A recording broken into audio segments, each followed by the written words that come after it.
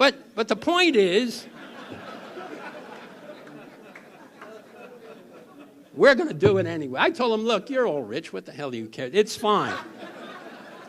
But we've got to play a leadership role in this at home, because you can't go around the world running your mouth if you're not doing what you have to do at home. And we're it's very important that we got to get the right people in the jobs. We got good people in commerce. We got a new office in the White House. We got to get the right person in there. The trade reps got to stay on top of it. And we've got to conclude the ongoing negotiations of the anti-counterfeiting and trade agreement. And that would really strengthen our ability to do that. Now, let me wrap up and I'll take your questions. I've touched only on a few of the things we've got to do to ensure that America remains a global leader. If you're not an innovator, if you're not a risk taker, if you can't look failure in the face and get up and go and do it again, and if we don't get the government out of our shorts in a big hurry as soon as we can, we'll be hurting our ability to compete. While many today would argue that our best days are behind us and that we can't possibly compete with China and India, and that we shouldn't even try, and that we have too many problems at home to worry about the rest of the world, I hold a totally different view. We can compete with anybody. If I did a survey here and asked you what size you think the global economies are, you'd be wrong, probably, unless you're in business there. Our economy is about $13.5 trillion. The Chinese about 2-point-something trillion. Now, you can do the math. They're growing at a faster rate, but we don't have to grow very fast to still be a leader. And so I believe that our global leadership is essential to a prosperous and a peaceful world. And I believe that Americans understand our nation has a special role to play. And I believe that Americans can compete and win on any level playing field in the world. Now, during the first World Trade Week in 1933, America was mired in a depression and retreating from the world. And you remember what happened after that. And it was a threat. It was the threat of fascism and tyranny that had forced America back into the world. Our country went on to literally rebuild Europe and Japan. We became indispensable leaders and the largest trading nation in the globe. It was our nature to engage, to compete, and to lead. And I believe as long as we adhere to the principles of this great nation, we will continue to do so for generations to come. But our path to success lies clearly, in my mind, in openness and engagement, not in retreat and isolationism. And the people in this room and in rooms like this all over America have got to get up out of their chairs and go and tell their legislators who may not have the benefit of this understanding to get over it and to get back into the system where we can literally not only compete, but lead all around the globe. Thank you very much, and I'll take your questions.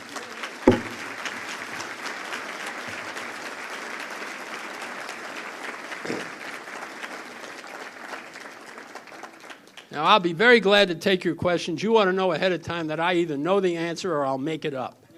So you give me a break if you can tell me who you are, or who you represent. You first? Yes, my name's Tom Hannum. I represent Hypercomp Engineering, a space services engineering firm here in northern Utah.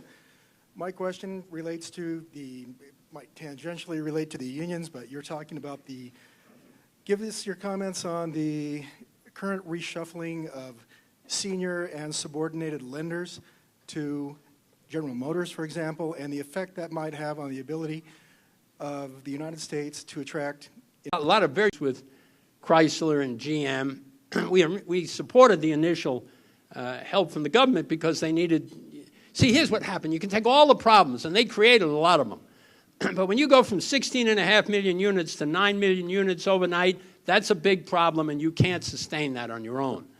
The Chrysler deal, I thought a long time about everything the unions are going to own, but they're going to sell it off in a big hurry. All the stock went to the health and welfare pension deal, and Chrysler sort of got done. Although the big problem, and it comes to your question, that really worried me was the whole question about the bond guys and how they beat up on the bond guys to make a deal, and how the president was out really calling them down.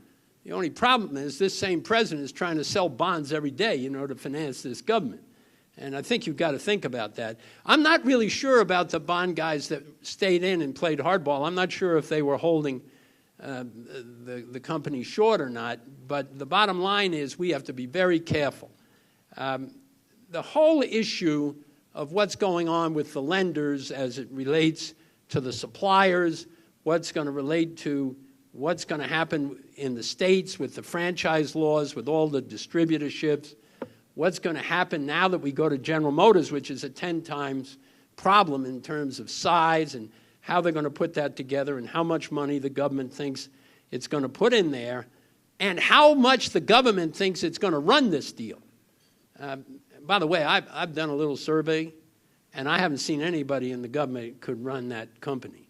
Now, worse comes when you watch these guys in the Congress and the Senate holding these hearings, and most of them couldn't run a candy store, and they're up there raising all kind of hell about some guy that's running a $200 billion company. Now, there are very smart people in the government that are doing a lot to help, but I think you've got to make sure to understand that government does one set of things and can do them well, and private enterprise has to do the other set. The whole final point that I would make on your question, the real problem in the financing issue in the automobile deal is first, not the banks. Most people don't go to the banks to buy cars unless it's a local bank. It's the asset-backed lenders. It's how much money is going to be available. The banks are lending more money, but people aren't borrowing it.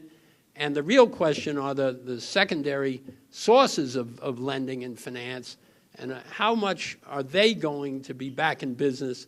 How are we going to regulate them, and how do we do it in a way to keep their money in the game? And I think all the stuff we have done to date on the financial side is relatively simple compared to what we're going to have to do with what's left. I'm sure I didn't answer your question. You asked me what time it was. I told you how to make a watch factory. But you got the idea. Other questions? Yes, sir. My name is Dean. I'm with United Mergers and Acquisitions in Salt Lake City with affiliate offices in the Intermountain region.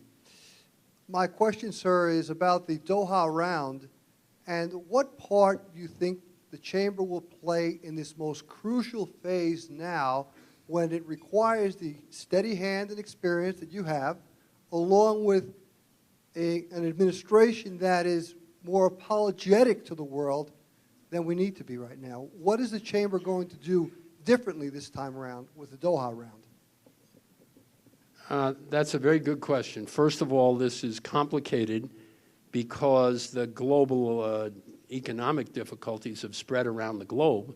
So a lot of people that were on the edge and ready to sign are doing the same thing that we are, and that's worried about their domestic issues.